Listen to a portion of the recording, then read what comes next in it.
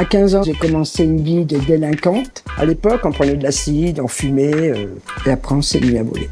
J'ai été en prison la première fois à Fresnes à 16 ans. Et en 80, j'ai commencé une vie dans la prostitution que j'ai arrêtée à 48 ans pour ouvrir ici. La cuisine à grand-mère, la prochaine vie, je sais pas ce que ça sera.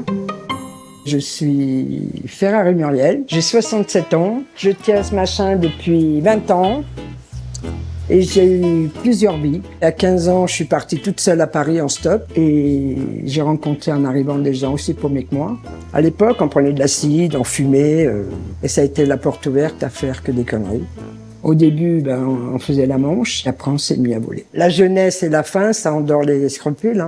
J'ai été en prison la première fois à Fresnes à 16 ans. Quand je suis arrivé dans la cellule, là, je faisais moins la fière. C'est ça, la prison. Je pense qu'à 15-16 ans, la prison m'a sauvé la vie. Parce que le temps où j'étais, j'ai trouvé un cadre que j'avais jamais eu. J'ai fait 8 ans en tout. J'aurais préféré ne pas y aller à chaque fois, mais c'est vrai que je retrouvais les mêmes gens, les mêmes surveillantes. J'ai été la première femme à mettre une annonce dans Libération pour avoir des correspondants. Et il y a 200 et quelques personnes qui m'ont écrit.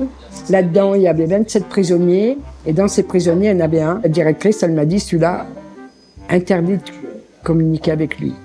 Je suis venue à Lyon et je me suis mariée avec. Voilà où j'officie depuis 20 ans. Le menu change tous les jours et le principe, c'est de pas avoir de carte. Je veux que les gens viennent manger ici comme chez leur grand-mère. Alors t'arrives chez mamie à l'improviste, et tu manges ce qu'elle a fait ce jour-là. Et en 80, j'ai commencé une vie dans la prostitution. Moi, j'ai eu le problème dans la mesure où mon mari était en prison, que j'ai fait moi de la prison. Donc les gens, il n'y a jamais personne qui m'a demandé de fric. Tu gagnais bien ta vie? Ah oui. Et tu faisais quoi de cet argent? Je le bouffais. Des voyages, grands hôtels, la belle vie. Mais j'ai bien fait d'en profiter à cette époque parce que c'est pas maintenant que je pourrais me payer le Ritz ou le Georges V. Christophe, comme d'habitude, whisky? Eh ben santé, hein. Santé à votre santé. Allez, on regarde tous les chaudiers.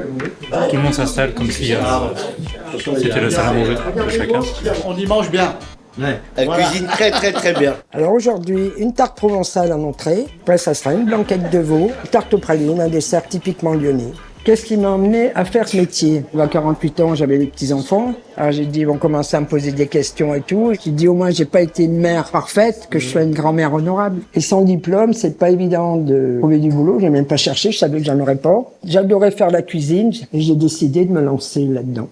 La retraite va pas être grande. Maintenant, on peut plus courir. Aller voler, ça sera plus possible. Prostituer, j'ai plus d'atouts. Donc, il me reste pas beaucoup de solutions, Mais j'ai quand même envisagé, au pire, plutôt que d'aller dans un EHPAD minable, faire un petit délit à en prison. C'est une forme de liberté si c'est moi qui choisis d'y aller.